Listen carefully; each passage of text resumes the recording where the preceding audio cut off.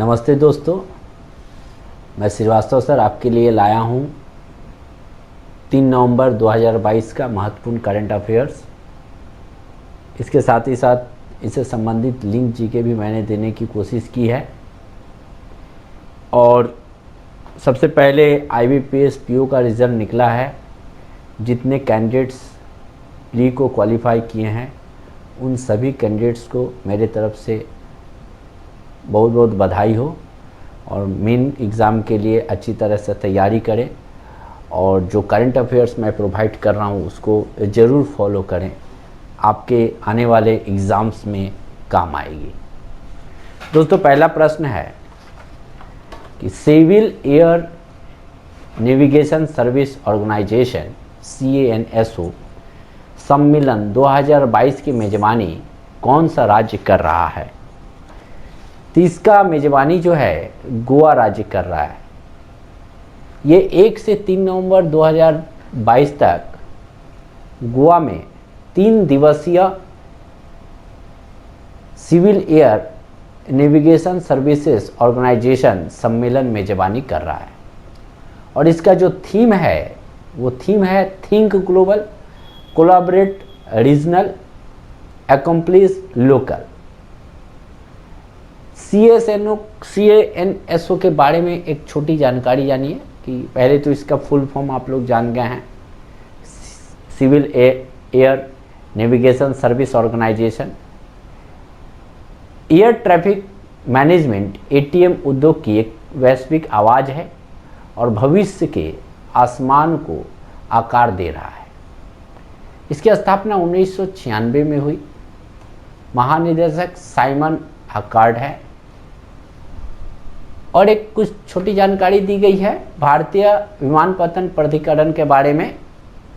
एक संगठन है जो कि भारत सरकार के नागर विमानन मंत्रालय के अंतर्गत कार्यरत है। भारतीय विमानपत्तन अधिकरण AAI कुल 133 विमानपत्तनों का प्रबंधन करता है, जिसमें 11 अंतर्राष्ट्रीय विमानपत्तन, 8 सीमा शुल्क विमानपत्तन, 81 घरेलू विमानपत्तन तथा रक्षा वायु क्षेत्रों में 25 सिविल एन्क्लेव शामिल है। इसकी स्थापना जो है 1 अप्रैल 1995 में हुई।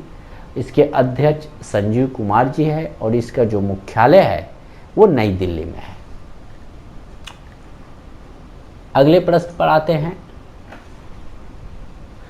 अगला जो प्रश्न है, नवंबर 2022 में कोयला सचिव के रूप में किसे नियुक्त किया गया? तो ये अमृत लाल मीना को नियुक्त किया गया 1 नवंबर 2022 को। इससे महत्वपूर्ण कुछ तथ्य देखिए कि अमृत लाल मीना 1989 बिहार कैडेट के IAS अधिकारी हैं। विशेष सचिव उद्योग और आंतरिक व्यापार संवर्धन विभाग, वाणिज्य और उद्योग मंत्रालय का प्रभार संभाल रहे हैं। अमृतलाल मीना ने डॉक्टर अनिल कुमार जैन का स्थान लिया। उन्होंने बिहार सरकार में सचिव के रूप में ग्रामीण विकास, शहरी विकास, भवन निगम सहित विभिन्न विभागों में कार्य किया। उन्होंने बिहार सरकार के सड़क निर्माण विभाग में प्रमुख सचिव और अतिरिक्त मुख्य सचिव के रूप में भी कार्य किया है। नवंबर 2022 में रक्षा सचिव के रूप में किसे नियुक्त किया गया? ये गिरिधर अरमानी को नियुक्त किया गया। ये आंध्र प्रदेश कैडेट के 1988 बैच के IAS अधिकारी है और इन्होंने यह पद जो है 1 नवंबर 2022 को संभाला। वह पहले कैबिनेट सचिवालय में अतिरिक्त सचिव थे। इससे महत्वपूर्ण नियुक्तियां देखिए क्या क्या है। भारतीय विदेश सेवा में राजनयिक अपूर्व श्रीवास्तव को स्लोवाक गणराज्य में भारत का अगला राजदूत नियुक्त किया जाएगा। विदेश मंत्रालय में निदेशक अवतार सिंह को जो है गिनी जागरण में गणराज्य में भारत का अगला राजदूत नियुक्त किया जाएगा। प्रख्यात वकील ललित भसीन को Indian American chambers of commerce IACC का राष्ट्रीय अध्यक्ष नियुक्त किया जाएगा। भारतीय डेटा सुरक्षा परिषद DSCI ने अपने वरिष्ठ उपाध्यक्ष विनायक विनायक गोडसे को नया सीईओ नियुक्त किया।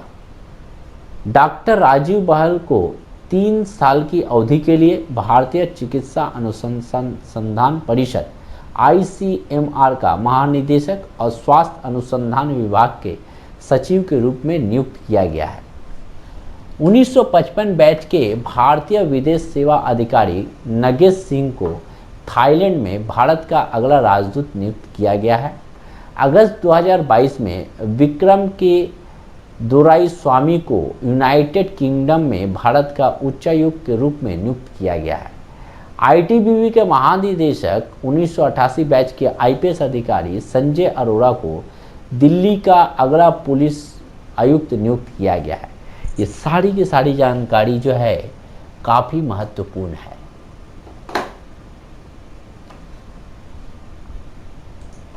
अगला प्रश्न है, किस देश ने पूर्व अमेरिकी सीनेटर एडवर्ड M. केनेडी को मरणोपरांत प्रतिष्ठित फ्रेंड्स ऑफ लिबरेशन वार सम्मान से सम्मानित किया है? तो बांग्लादेश ने किया है। बांग्लादेश की जो प्रधानमंत्री है शेख हसीना जी 1 नवंबर 2022 को ढाका में मरणोपरांत पूर्व अमेरिकी सीनेटर एडवर्ड M. केनेडी को प्रतिष्ठित फ्रेंड्स ऑफ लिबरेशन वार सम्मान से सम्मानित किया। उन्हें बांग्लादेश की मुक्ति में उनके योगदान के लिए सम्मानित किया गया है। केनेडी ने युद्ध के अंत तक पाकिस्तान को अमेरिकी सैन्य और आर्थिक सहायता को रोकने के लिए कई कदम उठाए।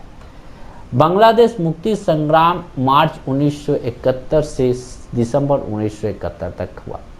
बांग्लादेश की स्थापना 26 मार्च 1971 में हुई और इसकी जो राजधानी है ढाका है।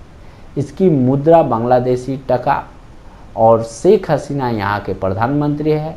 मोहम्मद अब्दुल हमीद यहाँ के उपराष्ट्रपति और यहाँ की राष्ट्रभाषा जो है बंगाली है।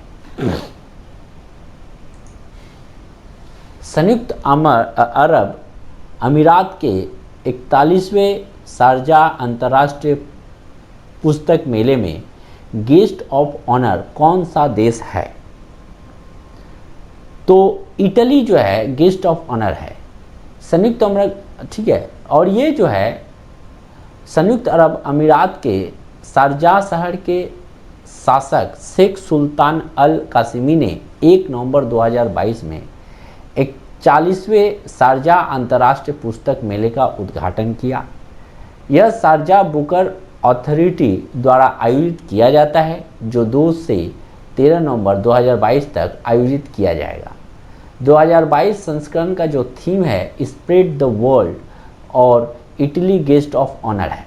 भारत की ओर से सूचना एवं प्रसारण मंत्रालय का प्रकाशन विभाग भी इसमें जो है भाग ले रहा है।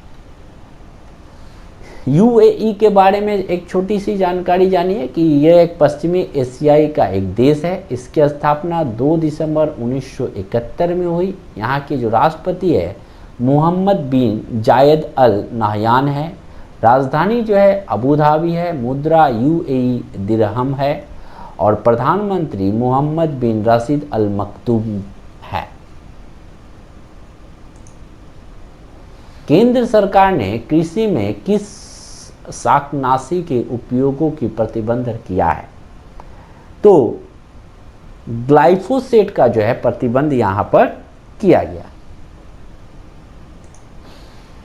भारत के स्टीलमैन जमशेद जे ईरानी को उन्हें 20 वर्ष सरकार द्वारा लाइफ टाइम अचीवमेंट अवार्ड से सम्मानित किया गया था।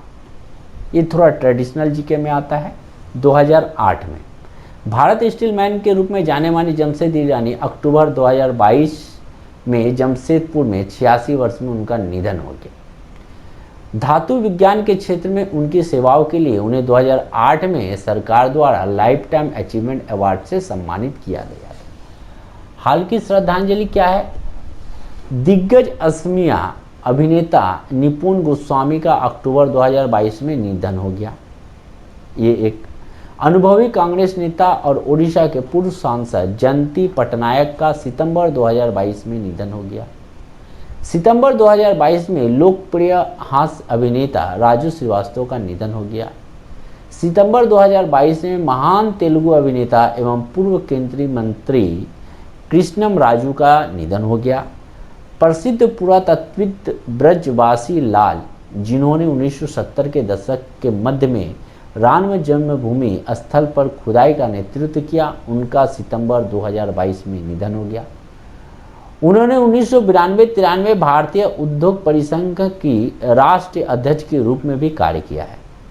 उद्योग में उनके योगदान के लिए उन्हें 2007 में पद्म भूषण सहित कई पुरस्कारों से भी सम्मानित किया गया था। ये कुछ महत्वपूर्ण जानकारी जो आपके आने वाले एग्ज़ाम्स के लिए बहुत ही ज़रूरी है, और जो करंट अफेयर्स मैं प्रोवाइड करता हूँ वो तो सभी एग्ज़ाम्स के लिए काफ़ी महत्वपूर्ण है ही, साथ ही साथ IBPS PO के जो कैंडिडेट्स क्वालिफाई किए हैं वो अवश्य इन वीडियो को देखें, काफ़ी उपयोगी है और एग्ज़ाम में काफ़ी मदद करेगी। अगला प्रश्न है, 2 नवंबर 2022 को global investors meet invest Karnataka के उद्घाटन किसके द्वारा किया गया? तो इसका उद्घाटन नरेंद्र मोदी जी द्वारा किया गया। पूर्वोत्तर का पहला मछली संग्रहालय किस राज्य में बनाया गया? तो अरुणाचल प्रदेश में बनाया गया। मत्स्य पालन मंत्री तागे टाकी ने कहा कि पूर्वोत्तर में अपनी तरह का पहला मछली संग्रहालय जल्द ही अरुणाचल प्रदेश में बनाया जाएगा। What is the theme of the Indian CHEM 2022 12 Biennial International Exhibition and Conference? तो इसका जो थीम है वो होगा vision 2030 chemical and petrochemical build India. मंत्री डॉक्टर मनसुख मंडाविया 2 नवंबर 2022 को नई दिल्ली की प्रगति मैदान में विजय 2030 chemical and petrochemical build India विषय के साथ इंडिया केम 2022 का उद्घाटन करेंगे।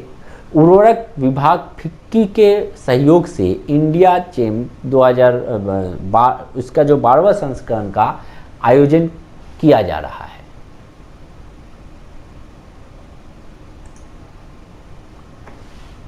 रानीपुर टाइगर रिजर्व जो भारत का 53वां टाइगर रिजर्व बन गया है, किस राज्य में स्थित है? ये तो जानकारी होनी चाहिए। ये उत्तर प्रदेश में स्थित है और उत्तर प्रदेश का रानीपुर टाइगर रिजर्व भारत का 53वां टाइगर रिजर्व बन गया। बाघ अभ्यारण्य 529.36 वर्ग किलोमीटर में फैला है, जिसमें मुख्य क्षेत्र में 230.32 वर्ग किलोमीटर और बफर क्षेत्र 299.05 वर्ग किलोमीटर है। यह उत्तर प्रदेश में चौथा बाघ अभ्यारण्य भी है। रानीपुरा के अलावा राज्य में 3 बाघ अभ्यारण्य कुछ इस प्रकार से है: दुधवा, पीलीभीत और Amangarh. Amangarh Jim Corbett national park का बफर जोन है और उत्तर प्रदेश के बिजनौर में स्थित है। दुधवा टाइगर रिजर्व लखीमपुर में स्थित है, जबकि पीलीभीत टाइगर रिजर्व जो है पीलीभीत में है। तो दोस्तों, ये महत्वपूर्ण करंट अफेयर्स मैंने देने की कोशिश की। इसको अवश्य पढ़िए, लाइक कीजिए, सब्सक्राइब कीजिए। धन्यवाद दोस्तों। और एक बार पुनः उन सभी विद्यार्थियों को मेरी तरफ से बहुत बहुत बधाई जिन्होंने IBPS PO का प्री क्वालिफाई किया है। धन्यवाद दोस्तों।